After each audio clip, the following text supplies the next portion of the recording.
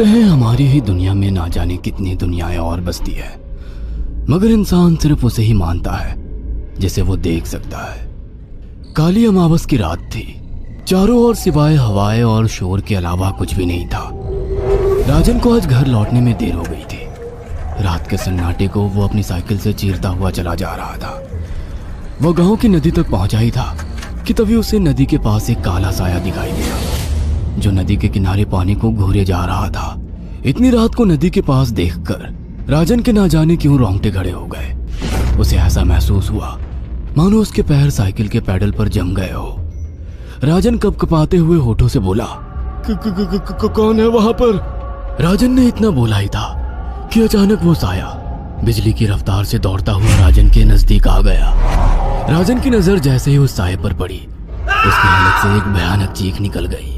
इस घटना के 1 महीने बाद अर्जुन का सारा ध्यान ड्राइविंग पर था। उसकी पत्नी शिखा कार में ड्राइविंग सीट के बगल में बैठी हुई एक मैगजीन पढ़ रही थी। शिखा ने मैगजीन रखकर अर्जुन की ओर देखकर कहा, और कितनी दूर रह गया है तुम्हारा गांव अर्जुन?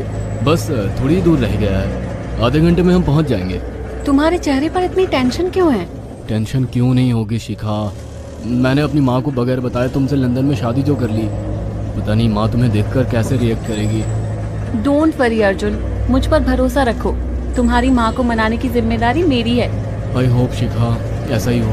यकीन मानो अगर ऐसा हुआ ना तो मेरे ऊपर से एक बहुत बड़ा बोझ उतर जाएगा। अब मुस्कुरा भी दो यार। अच्छा, तुम बता रहे थे कि गांव में तुम्हारी बहुत बड़ी हवेली बनी हुई है, कुछ बताओ ना अपनी हवेली के बारे में। अरे 15 मिनट में हम वैसे भी पहुंचने वाले हैं, तुम खुद देख लेना। कुछ ही देर में अर्जुन अपने गांव वीरपुर अपनी हवेली में खड़ा हुआ था। अर्जुन की मां अर्चना देवी अर्जुन के स्वागत के लिए हवेली के बाहर खड़ी हुई थी। अर्जुन ने दौड़कर अपनी मां के पैर छुए और डरते हुए बोला, ये शिखा है मां, मेरी पत्नी। हम दोनों ने लंदन में शादी कर ली। अर्जुन की बात सुनकर अर्चना देवी मुस्कुराकर बोली, कोई बात नहीं बेटा, एक ना एक दिन तो तुझे शादी करनी ही थी। इतना बोलकर अर्चना ने अपनी बहू को गले लगा लिया और वो अंदर आने का इशारा करती हुई वहां से चली गई। अर्जुन को अपनी माँ का ये बिहेवियर देखकर बहुत ज्यादा हैरत हुई। उसे उसकी माँ इस बार बहुत बदली हुई सी लगी। अर्जुन पूरे 10 साल बाद लंदन से आया था। अर्जुन उन्हीं ख्यालों में खोया हुआ था कि उसके कानों में उसकी पत्नी शिखा की आवाज टकराई। अब क्या बाहर ही खड़े रहने का इरादा है क्या? अंदर नहीं चलोगे? कौन से ख्यालों में गुम हो गए? मुझे लगा था माँ को मेरी शादी के बारे में जानकर बुरा लगेगा, मगर माँ को तो जैसे कोई फर्क ही नहीं पड़ा। अजीब आदमी हो, ये तो अच्छी बात है। मुझे मेहनत करने की जरूरत ही नहीं पड़ी। चलो अब अंदर भी चलो। अर्जुन और शिखा अंदर की ओर चले गए। अर्जुन ने देखा कि उसकी हवेली में सन्नाटा पसरा हुआ था। उसे याद था कि उसकी हवेली में बहुत सारे नौकर चाकर हुआ करते थे।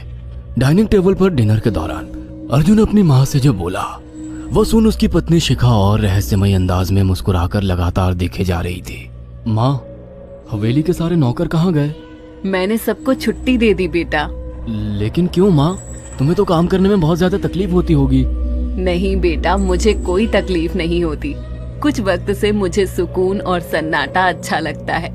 अर्जुन इससे पहले अपनी माँ से कुछ कहता कि उसकी माँ ने उसे बोलने से रोक दिया। अर्जुन चुपचाप खाना खाने लगा। खाने के बाद अर्जुन और शिखा बेडरूम में चले गए। अर्जुन बेड पर सोच में लेटा हुआ था कि अचानक शिखा अर्जुन से लिपट गई और वासना का तूफान अपने चरम पर पहुंच गया था। अचानक शिखा को दरवाजे पर 2 लाल लाल आंखें दिखाई दिए।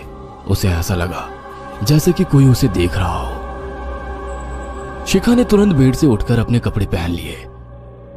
क्या हुआ शिखा? अर्जुन, मुझे ऐसा लगा जैसे कोई हम दोनों को देख रहा हो। पागल हो गई हो क्या? हवेली में सन्नाटा पसरा हुआ है, एक भी नौकर चाकर नहीं है। तुम्हें वहम हुआ होगा। तुमने तो सारा मूड खराब कर दिया शिखा, अब सो जाओ। उस रात अर्जुन तो गहरी नींद में सो गया, मगर शिखा की आंखों से नींद कोसों दूर थी। अगली सुबह शिखा जल्दी उठकर किचन की ओर चली गई, मगर उसने देखा कि उसकी सास अर्चना नाश्ता तैयार कर चुकी थी। माँ, आपने तकलीफ क्यों की? मुझे बुला लेती आप। शिखा की बात सुनकर उसकी सास अजीब से अंदाज में शिखा की ओर देखने लगी। उनके देखने के अंदाज में पता नहीं ऐसा क्या था कि शिखा को अपने रोंगटे खड़े होते हुए महसूस हुए। अर्चना धीरे धीरे करीब कदमों से शिखा के करीब आकर बोली, कोई बात नहीं बेटी, तुम्हें अब यहीं रहना है। तुम सिर्फ मेरे बेटे के साथ प्यार से रहो और जल्दी से मुझे एक पोता दे दो। काम की चिंता मत करो, वो सब मैं कर लूंगी। कुछ ही दिनों के बाद अर्चना गर्भवती हो गई। उसे हवेली में रहते हुए 6 महीने से ज्यादा वक्त हो चुका था और इन 6 महीनों में उसने नोट किया कि जब से वो गर्भवती हुई है, उसकी सास अचानक से आकर उसके पेट पर हाथ फेरने लगती और अजीब से अंदाज में उसके पेट को घूरने लगती। शिखा ने तंग आकर अर्जुन से कहा, अर्जुन, मुझे तुम्हारी माँ का बिहेवियर बड़ा अजीब लगता है। तुम्हारी माँ जब देखो मेरे पेट पर आकर हाथ फेरती रहती है। अरे माँ को अपने पोते के आने का बेसब्री से इंतजार है शिखा, इसमें अजीब लगने वाली क्या बात है? मैं तुम्हें कैसे समझाऊं? मैंने माँ की आंखों में एक अजीब सी चमक देखी है। कैसी चमक? शिखा के मुंह से अचानक से एक अल्फाज निकल गया, जैसे किसी डायन की आंखों में होती है। शिखा की बात सुनकर अर्जुन का गुस्सा 7वें आसमान पर पहुंच गया। वो गुस्से से चीखते हुए बोला, खबरदार शिखा, आगे एक शब्द मेरी माँ के खिलाफ मत निकालना, नहीं तो मुझसे बुरा कोई नहीं होगा। तुम्हें शर्म आनी चाहिए शिखा। जब से तुम यहाँ पर आई हो तब से मेरी माँ तुम्हारी कितनी चिंता करती है। वह तुम्हें समय से खुद नाश्ता बनाकर देती है, खाना देती है, यहाँ तक कि हवेली की साफ सफाई भी वो अकेली करती है। क्या बोलूं अब तुमसे, शर्म आती है मुझे तुम्हें अपनी पत्नी कहते हुए। इतना कहकर अर्जुन गुस्से से कमरे से निकल गया। शिखा अर्जुन से बहुत कुछ कहना चाहती थी मगर कह नहीं पाई। उसने महसूस किया था कि चाहे कितनी भी तेज आंधी और तूफान आए, मगर हवेली के अंदर धूल की एक परत तक नहीं जमती थी और दिन ब दिन अर्चना के चेहरे की झुर्रियां कम होती जा रही थी। ऐसा लगता था मानो वो जवान हो रही हो। शिखा के अब 9 महीने कंप्लीट हो चुके थे और एक रात अचानक उसे प्रेगनेंसी पेन होने लगे। वो दर्द से तड़पने लगी। ये देखकर अर्जुन घबरा गया। वो दौड़ा दौड़ा माँ को बुलाकर लाया और बोला, माँ, हमें तुरंत शिखा को किसी अच्छे हॉस्पिटल में एडमिट कराना होगा। अर्जुन ने देखा कि उसकी माँ ने उसकी बात को सुना ही नहीं। वो तो बस शिखा के गर्भ की ओर आंखें फाड़ फाड़ कर देखी जा रही थी। अर्जुन एक बार चिल्लाकर कहा, माँ, हमें शिखा को इसी वक्त हॉस्पिटल में एडमिट कराना होगा। नहीं, शिखा की डिलीवरी हॉस्पिटल में नहीं, इसी हवेली में होगी। लेकिन इस हवेली में आपके और मेरे अलावा कोई नहीं है। तभी शिखा दर्द से तड़पने लगी। अर्चना ने अपने बेटे को धक्के देकर कमरे से बाहर निकाल दिया और दरवाजा बंद कर लिया। अर्जुन हक्का बक्का रह गया। अर्जुन दौड़ता हुआ गांव की ओर गया। उसने देखा कि गांव में एक पेड़ के नीचे गांव के सभी बुजुर्ग इकट्ठे थे। उनके हाथों में जलती हुई मशालें थीं। अर्जुन उनके पास पहुंच गया और बोला, मेरी मदद कीजिए, मेरी बीवी को प्रेगनेंसी दर्द हो रहे हैं। आप प्लीज किसी दाई को बुला लीजिए, जितना पैसा चाहिए देने को मैं तैयार हूँ। तभी उसके कानों में गांव के सरपंच की आवाज टकराई, बेवकूफ लड़के, तू अपनी बीवी को एक डायन के यहाँ पर मरने के लिए छोड़ आया। क्या कहना चाहते हैं आप? जानते हैं आप क्या कह रहे हैं? वही जो तू सुन रहा है। तेरी माँ एक डायन है। इन गांव वालों के हाथों में जो मशाले देख रहा है ना, हम तेरी ही हवेली में आग लगाने जा रहे थे। तेरी माँ ने इस गांव में ना जाने कितने नौजवानों को मार कर खाया है। तेरी माँ एक डायन है। लगता है आपका दिमाग खराब हो गया है। आप जानते भी हैं मैं कौन हूँ? हाँ, मैं जानता हूँ। तू ठाकुर धीरेन्द्र प्रताप का बेटा है। तेरे पिता को शक हो गया था कि तेरी माँ एक डायन है, इसीलिए उन्होंने तुझे हमेशा उससे दूर रखा।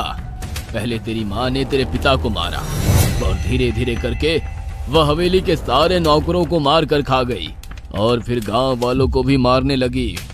और अब तो तेरे होने वाले बच्चे को खाएगी, क्योंकि डायन को नवजात शिशु का मांस खाना बहुत पसंद होता है। अगर मेरी बात पर यकीन नहीं है तो चलकर मेरे साथ तो खुद अपनी आंखों से देख ले।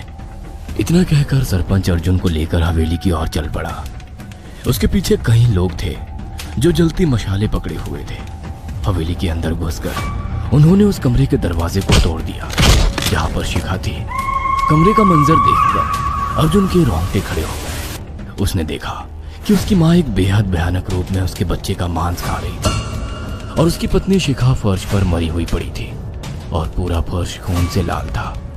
अर्जुन को अपनी आंखों पर यकीन नहीं आ रहा था कि तभी उसकी माँ उसके ऊपर झपटी। सरपंच ने चीखकर कहा, अरे इस डायन को आग लगा दो, जिंदा जला दो इसे और साथ ही साथ इस हवेली को भी। सभी लोगों ने जलती हुई मशाले डायन के ऊपर फेंक दी। देखते ही देखते डायन दर्द से चीखने और चिल्लाने लगी और कुछ ही देर में वो जलकर राख हो गई। हवेली में आग लगते ही सभी लोग अर्जुन को खींचकर बाहर ले आए। अगले दिन अर्जुन अपनी पत्नी की यादें साथ लेकर आंखों में आंसू लिए दोबारा लंदन वापस चला गया।